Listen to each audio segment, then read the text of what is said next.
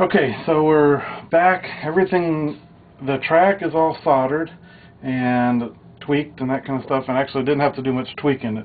It ran the whole length perfect basically the first time, so we got kind of lucky there. So now what I wanted to do was tighten some of these longer spans up, so we went ahead and run these down to each one with a hoop around it.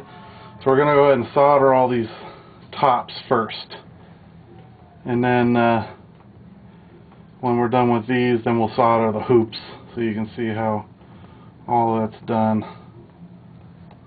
And all these do is just provide some support for everything, for those longer spans, so that they don't jiggle around and give any kind of, you know, shaky look. I hate when things look like they're shaky. I like it to be nice and strong. Put some flux. This one's a little crookedy. Just flux up here. Flux up here. Okay. So now we'll go ahead and solder these real quick so they're in place.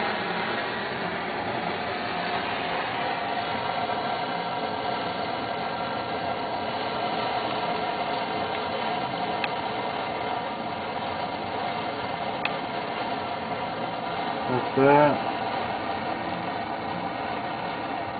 2, 3.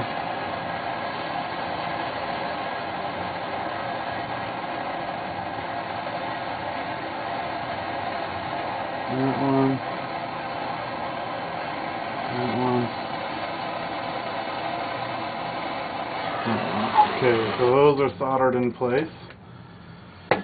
Now we'll go ahead and, I wasn't thinking very good, and I put all these hoops in without cleaning these all first. So we'll clean these and show you how to solder these all up together.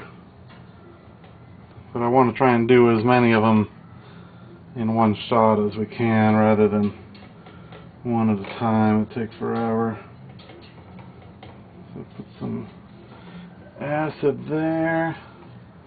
Some acid up on this one, just clean it all with acid so it's, and the way I did this is when I run these hoops with these pieces, I just kind of bend that over so it just, so all these tighten up right up against it. Not so that it's changing the way that the ball ran originally when the ball was running good, just so that it you know, it just flush, so they get, because they got to be touching when we solder them. So then we'll tweak these little circles so that they're touching. I'm kind of messing this one up. That's okay right there. So now everything's touching. The inside here is touching, the wire is touching the circle, and the wire is touching the circle. So now we'll just put a little bit of flux on everything.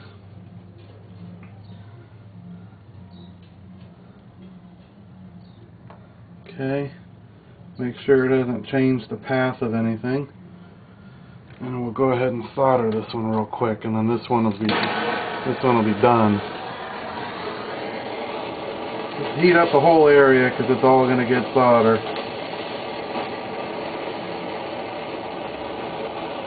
A little bit there, a little bit there, a little bit there, and that's it. That's soldered. So now that one's got a ton more support, so it doesn't shake at all anymore. Okay, so now let's do this one up here. It gets a little tight on your space to work in here, unfortunately, but that's kind of what makes it so cool looking, I guess. People wonder how you built it. So we got that. So now this one's not touching, so we'll slide it down there. So there, it looks like that should work. Put some flux.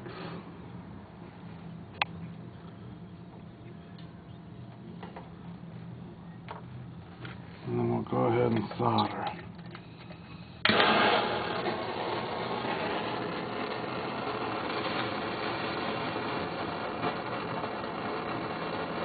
Doesn't take long, obviously, to heat up. There's one, there's two, and that one actually flowed into the crack too, so we're good there. So that one's done. Now this is still kind of hot from soldering these earlier, so we'll take a wet rag, kind of cool them down a little bit.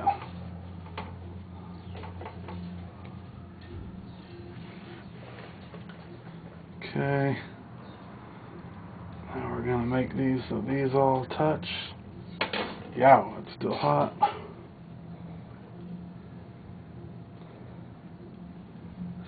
You got to make sure that the ball isn't going to interfere with the hoop either. Because sometimes if you make the hoop angled over the track, the ball will actually hit the hoop and fall off, or make a noise. And for me, I like it to be as smooth as possible, so that's good. So these are all touching. The track's touching. The hoop is touching. We'll just flex everything.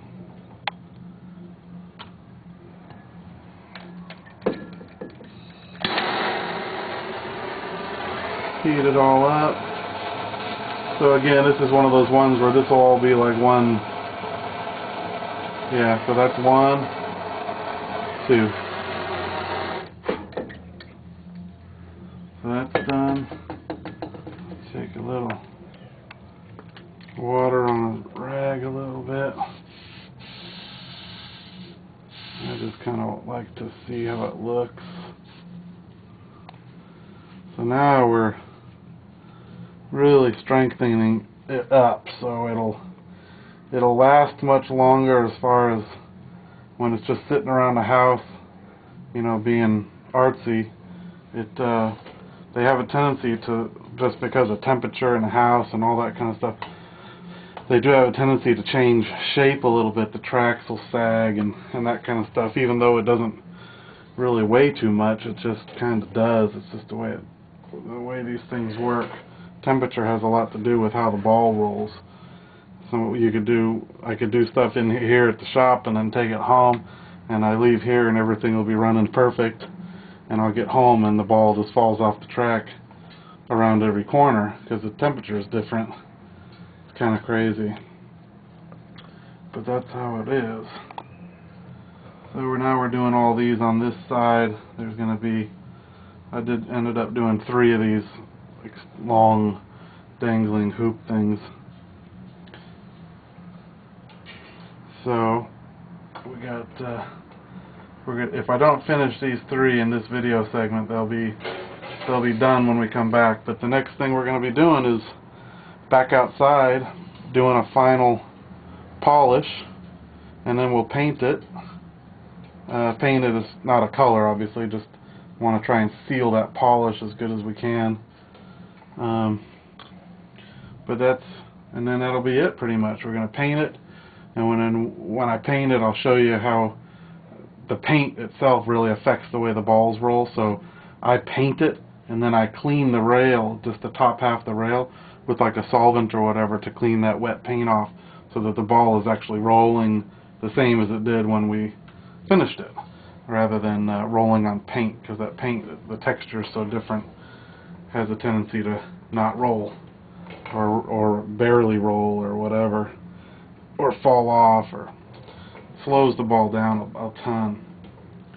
So we're going to probably take a break right now, and we'll come back.